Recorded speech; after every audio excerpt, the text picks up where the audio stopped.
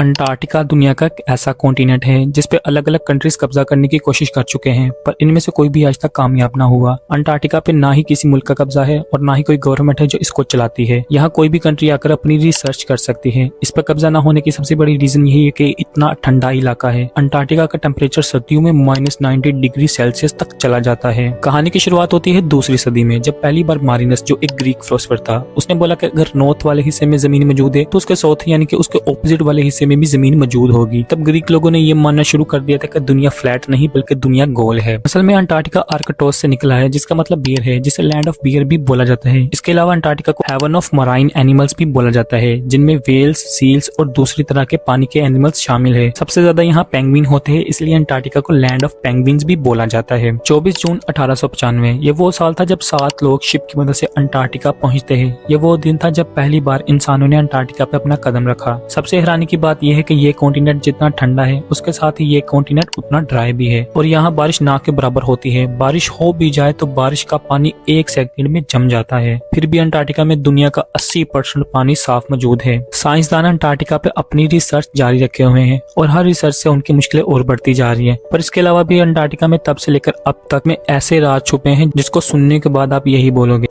ये तो latest news है। लिस्ट पे सबसे पहले नंबर पर आते हैं डेडली वायरसेस। साइंसदानों के मुताबिक अंटार्कटिका की बर्फ के नीचे कुछ ऐसे वायरसेस मौजूद हैं, अगर वो किसी भी तरह अंटार्कटिका से हमारी दुनिया में आ गए तो ये वायरसेस इतनी खतरनाक महामारी लेकर आएगा जिसका आपको कुछ अंदाजा भी नहीं। ये वायरसेस हिस्ट्री में होने वाली सबसे बड़ी वायरस यानी ब्लैक डेथ से भी कुछ ज्यादा बड़े हो सकते हैं, जिससे इंसानियत खतरे में आ सकती है। अगर आपको ब्लैक डेथ का नहीं पता तो हमने ऑलरेडी इस पर वीडियो बना रखी है, आप जाकर यानी कि वो वीडियो देख सकते हैं। उसका लिंक डिस्क्रिप्शन में आपको मिल जाएगा। क्योंकि इन वायरसेस का ना ही अभी साइंस को पता है कि ये वायरसेस किस तरह के हो सकते हैं, फिर इससे बच पाना नहायत मुश्किल होगा। साल 2004 जब रिसर्चर्स को अंटार्कटिका की जमीन पे 3 खोपड़ियां मिली। दिखने में तो ये खोपड़ी इंसानों की खोपड़ियों से बिल्कुल डिफरेंट थी, क्योंकि इसके ऊपर वाला हिस्सा काफी लंबा था, जिससे इसे एलियंस की खोपड़ी भी बोला जाने लगा। जैसे बोला जाता था कि इजिप्ट के पिरामिड्स को एलियन ने हजारों सालों पहले बनाया था, वैसे ही बोला जाने लगा कि हजारों लाखों साल पहले अंटार्कटिका की जमीन पर एलियंस रहा करते थे। अंटार्कटिका पे इतने कम सुराग इसीलिए मिलते हैं क्योंकि इसकी 5 किलोमीटर तक की गहराई में सिर्फ बर्फ ही बर्फ है, जिसकी वजह से रिसर्चर्स इतनी गहराई तक नहीं जा सकते, वो भी इतनी ठंड में। लाल रंग की एक खौफनाक ग्लेशियर, इसका नाम टेलर ग्लेशियर है। इसमें हर वक्त पानी निकलता रहता है। पहले तो लोग इसे कर्स्ड ग्लेशियर भी बोला करते थे, क्योंकि लोग समझते थे कि इसमें हर वक्त खून निकलता रहता है। पर हकीकत तो तब पता चली जब इस पे रिसर्च हुई और इसके बाद पता चला कि इसमें खून नहीं बल्कि ये सिर्फ बर्फ के नीचे भारी मिकदार से साल्ट और आयरन की वजह से है, जिसकी वजह से इसका रंग चेंज हो गया है, जिसकी वजह से हमें ये रंग लाल दिखाई देता है। अंटार्कटिका की इस लैंड पर रिसर्चर्स को एलियंस के नहीं बल्कि डायनासोर या वो एनिमल जो इस दुनिया से खत्म हो चुके हैं उनके फॉसिल्स भी मिले हैं, जिसका मतलब ये हो सकता है कि कई साल पहले या हजारों साल पहले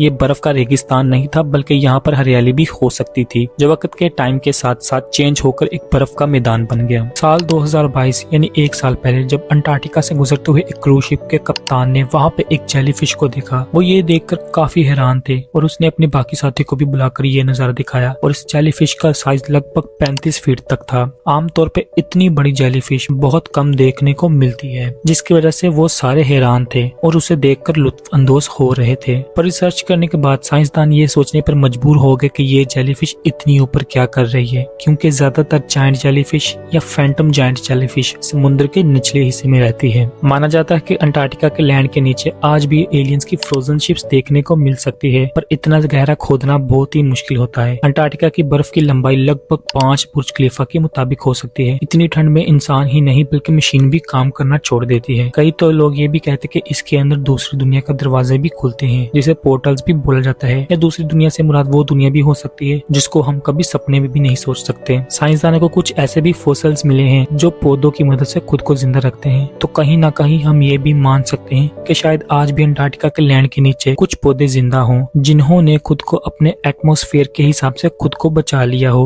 और आज भी नीचे हिस्से में रहते हों। कुछ भी कहना बहुत ही मुश्किल है, पर ये अंटार्कटिका का अंत नहीं है। अंटार्कटिका पे हर रोज एक ही सर्च होती है जिससे कोई ना कोई राज सामने आ जाता है। ये तो बस शुरुआत है। अगर आपको हमारी ये वीडियो वैल्यूएबल और इन्फॉर्मेटिव लगी हो तो इस वीडियो को लाइक कर दें और न्यू वीडियोस के लिए हमारे चैनल को सब्सक्राइब कर दें।